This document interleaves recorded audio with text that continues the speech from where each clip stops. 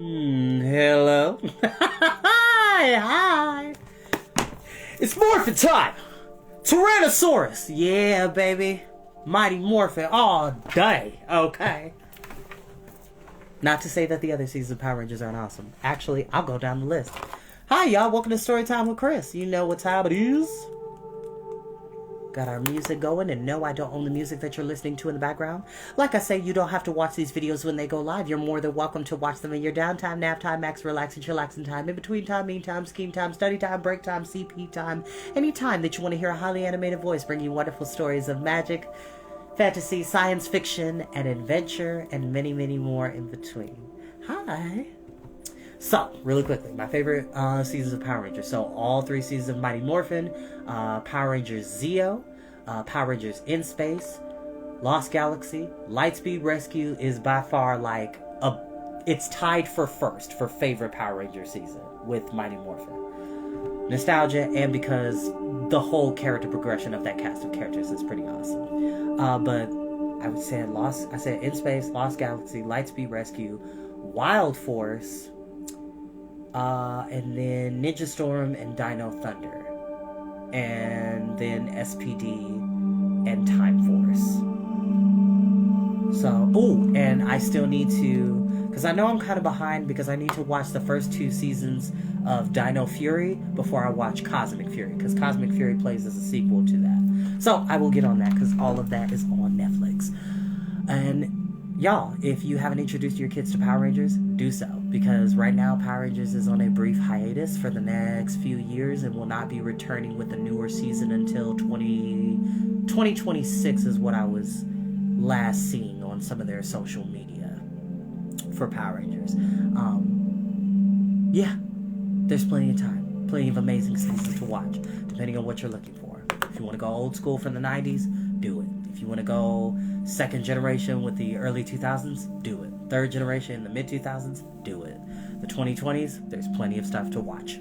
Power Rangers is awesome. It teaches life lessons and, just fighting supervillains and saving the world. I think that's a positive thing for kids. And you get to meet different characters of different backgrounds. It's actually pretty cool. It's kind of the reason why I really love Power Rangers Lightspeed Rescue. But we can talk about that another time. Now, without further ado, we'll go ahead and begin. Okay.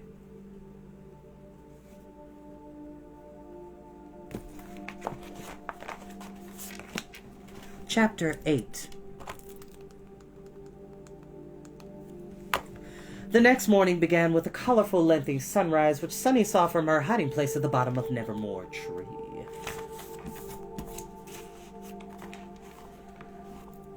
It continued with the sounds of awakening crows, which Klaus heard from the library in the barn, and followed with the sight of the birds making their familiar circle in the sky, which Violet saw just as she was leaving the inventing studio.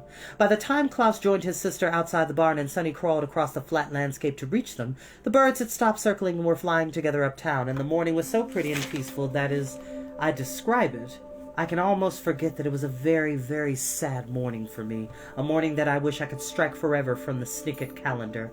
But I can't erase this day, any more than I can write a happy ending to this book, for the simple reason that the story does not go that way.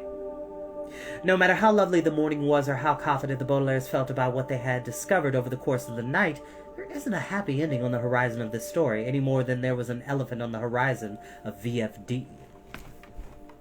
"Good morning," Violet said to Klaus and yawned. "Good morning," Klaus replied. He was holding 2 books in his arms, but nevertheless he managed to wave at Sunny, who was still crawling toward them.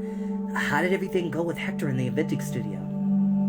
"Well, Hector fell asleep a few hours ago," Violet said, "but I discovered a few small flaws in the self-sustaining hot air mobile home. The engine conductivity was low due to some problems with the electromagnetic generator Hector built. This meant that the inflation rate of the balloons was often uneven, so I reconfigured some key conduits. Also, the water circulation system was running on ill-fitting pipes, which meant that the self-sustaining aspect of the food center probably wouldn't last as long as it should, so I rerouted some of the aqua cycling." "Ning!" Sunny called as she reached her siblings. "Good morning, Sunny," Klaus said. "Violet was just telling me that she noticed a few things wrong with Hector's invention, but she thinks she's fixed them."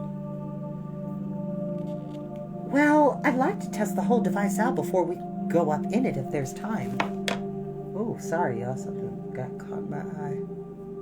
Oh. Okay.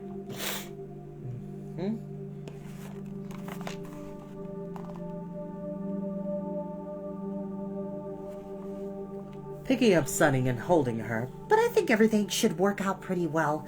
It's a fantastic machine invention. A small group of people could really spend the rest of their lives safely in the air. Do you discover anything in the library? Well, first I discovered that books about VFD's rules are actually quite fascinating, Klaus said. Rule number 19, for instance, clearly states that the only pens that are acceptable within the city limits are ones made from the feathers of crows. And yet rule number 39 clearly states that it is illegal to make anything out of crow feathers. Huh? Excuse me, sorry. How can the townspeople obey both rules at once? Maybe they don't have any pens at all, Violet said. But that's not important. Did you discover anything helpful in the rule books? Yes, Klaus said, and opened one of the books he was carrying. Listen to this. Rule number 2493 clearly states that any person who is going to be burned at the stake has the opportunity to make a speech right before the fire is lit.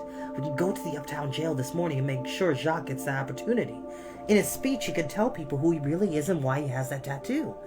But he tried to do that yesterday at the meeting, Violet said. Nobody believed in him. Nobody even listened to him. I was thinking the same thing, Klaus said, opening the second book, until I read this. Tahi? Sunny asked, which meant something like, is there a rule that clearly states that people must listen to speeches? No, Klaus replied. This isn't a rule book. This is a book about psychology, the study of the mind. It was removed from the library because there's a chapter about the Cherokee tribe of North America. They make all sorts of things out of feathers, which breaks rule number 39. That's ridiculous, Violet said. I agree, Klaus said, but I'm glad this book was here instead of in town because it gave me an idea. There's a chapter here about mob psychology. What's that? Sunny asked. A mob is a crowd of people, otherwise known as a gathering, a throng, a crowd of people, a gaggle of geese. A herd of goats, a herd of mice, a flock of crows, a bundle of flowers, different things like that. A mob is a crowd of people, Klaus explained, usually an angry one. Like the townspeople in the Council of Elders yesterday, Violet said in town. In town hall, they were incredibly angry. Exactly, Klaus said. Now listen to this. The middle Baudelaire opened the second book and began to read out loud. Excuse me. The subliminal emotional tenor of a mob's unruliness lies in solitary opinions, expressed empathically in various points in the stereo field. Tenor? Stereo?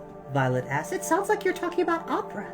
The book uses a lot of complicated words, Klaus said, but luckily there was a dictionary in Hector's library. It's been removed from VFD because it defined the phrase mechanical device. All that sentence means is that if a few people scattered throughout the crowd began to shout their opinions, soon the whole mob will agree with them. It happened in the council meeting yesterday. A few people said angry things, and soon the whole room was angry. Vo, Sunny said, which meant, yes, I remember. When we get to the jail, Klaus said, we'll make sure that Jacques is allowed to give his speech. Then as he explains himself, we'll scatter ourselves throughout the crowd and shout things like, I believe in him, and hear, hear. Mob psychology should make everyone demand Jacques' freedom. Do you really think that will work? Violet asked. Well, I'd prefer to test it first, Klaus said, just like you prefer to test the self-sustaining hot air mobile home, but we don't have time. Now, Sunny, what did you discover from spending the night under the tree? Sunny held up one of her small hands to show them another scrap of paper. Couplet!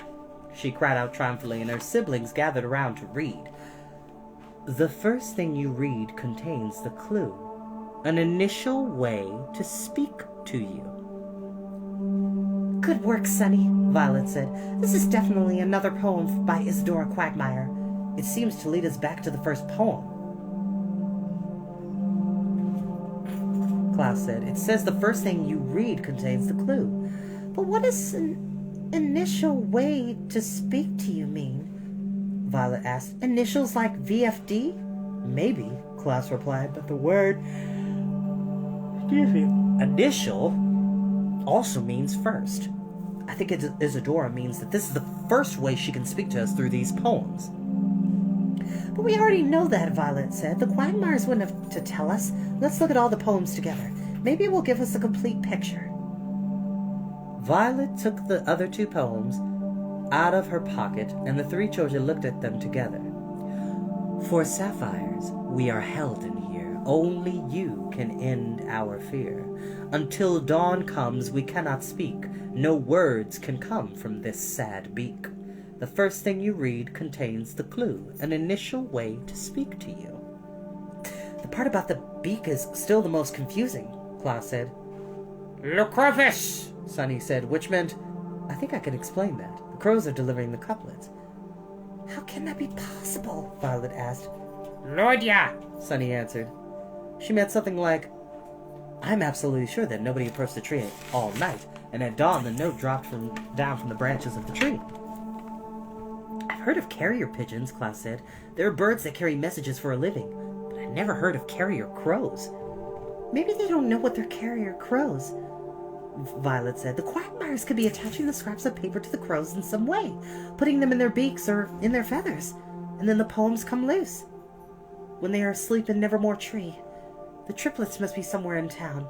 But where? Carl, Sunny cried, pointing to the poems. Sunny's right, Klaus said excitedly. It says, until dawn comes, we cannot speak. That means they're attaching the poems in the morning when the crows roost uptown. Well, that's one more reason to get uptown, Violet replied. We could save Jacques before he's burned at the stake and search for the Quagmires. Without Sunny, we wouldn't know where to look for the Quagmires. Hasserin, Sunny said, which meant, and without you, Klaus, we wouldn't know how to save Jacques. And without you, Violet, Klaus said, we'd have no chance of escaping from this town. And if we keep standing here, Violet said, we won't save anybody. Let's go wake up Hector and get moving. The Council of Elders said they'd burn Jacques at the stake right after breakfast. Yikes, Sunny said, which meant that doesn't give us much time. So the Baudelaires didn't take much time walking into the barn and through Hector's library, which was so massive that the 2 Baudelaire sisters could not believe Klaus had managed to find helpful information among the shelves and shelves of books. There were bookshelves so tall you had to stand on a ladder to reach their highest shelves, and one so short that you had to crawl on the floor to reach the titles. There were books that looked too heavy to move, and books that looked too light to stay in one place. And there were books that looked so dull that the sisters could not imagine anyone reading them. But these were books that were still stacked in huge heaps, spread out on the tables after Klaus's all-night reading session. Violet and Sunny wanted to pause for a moment and take it all in, but they knew that they didn't have much time. Behind the last bookshelf of the library was Hector's inventing studio, where Klaus and Sunny got their first glimpse of the self-sustaining hot air mobile home, which was a marvelous contraption. 12 enormous baskets, each about the size of a small room, were stacked up in the corner, connected by all sorts of different tubes, pipes, and wires, and circled around the baskets were a series of large metal banks, wooden grates, glass jugs, paper bags, plastic containers, and rolls of twine, along with a number of large mechanical devices with buttons, switches, and gears, and a big pile of deflated balloons. The self-sustaining hot air mobile home was so immense and complicated that it reminded the 2 younger Baudelaires of what they thought of when they pictured Violet's inventive brain. And every piece of it looked so interesting that Klaus and Sunny could scarcely decide what to look at first. But the Baudelaires knew that they didn't have much time, so rather than explain the invention to her siblings, Violet walked quickly over to one of the baskets, which Klaus and Sunny were surprised to see contained a bed, which in turn contained a sleeping Hector. Oh, good morning, the handyman said when Violet gently shook him awake. Excuse me. It is a good morning, she replied. We've discovered some marvelous things. We'll explain everything on our way uptown. Uptown? Hector said, stepping out of the baskets. But the crows are still roosting uptown. We do the downtown chores in the morning, remember? We're not doing any chores this morning, Klaus said firmly. That's one of the things we need to explain. Hector yawned, stretched, and rubbed his eyes, and then smiled at the 3 children. Well, fire away, he said, using a phrase which here means, begin telling me about your plans. The siblings led Hector back through his inventing studio and secret library and waited while he locked up the barn. Then, as they took their first few steps across the flat landscape toward the uptown district, the Baudelaire orphans fired away. Violet told Hector about the improvements she had made on his invention, and Klaus told him about what he had learned in Hector's library, and Sunny told him, with some translation help from her siblings, about her discovery of how Isidore's poems were being delivered. By the time the Baudelaires were unrolling the last scrap of paper and showing Hector the third couplet, they had already reached the crow-covered outskirts of VFD's uptown district. "So the Quagmires are somewhere in the uptown district," Hector said. "But where?" "I don't know," Violet admitted. "Well, we'd better try to save Jacques first. Which way is the uptown jail?" Violet asked Hector. "It's across from Foul Fountain," the handyman replied, "but it looks like we won't need directions. Looks what's ahead of us." The children looked and could see some of the townspeople holding flaming torches and walk around and about a block ahead of them. "It must have been after breakfast," Klaus said. "Let's hurry." The Baudelaires walked as quickly as they could between the muttering crows roosting on the ground, with Hector trailing skittishly behind them, and soon they rounded a corner and reached Foul Fountain, or at least what they could see of it.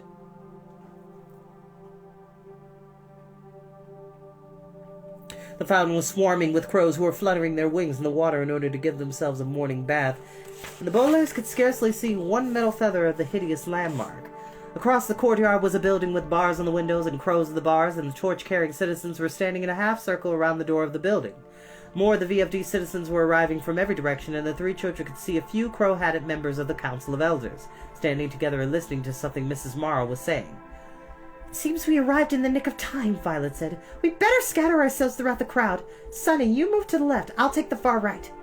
"Roger," Sonny said, and began crawling her way through the half-circle of people. "I think I'll just stay here," Hector said quietly, looking down at the ground, but the children had no time to argue with him. Klaus began to walk straight down the middle of the crowd. "Wait!" Klaus called, moving with difficulty through the crowd. "Rule number 2493 clearly states that any person who's going to be burned at the stake has the opportunity to make a speech right before the fire is lit." "Yes!" Violet cried from the right-hand side of the crowd. "Let Jacques be heard!" Officer Luciana stepped right in front of Violet, who almost bumped her head on the chief's shiny helmet. Beneath the visor of the helmet, Violet could see Luciana's lipstick mouth rise in a very small smile. "It's too late for that," she said, and a few townspeople around her murmured in agreement. With a clunk of one boot, she stepped aside and let Violet see what had happened.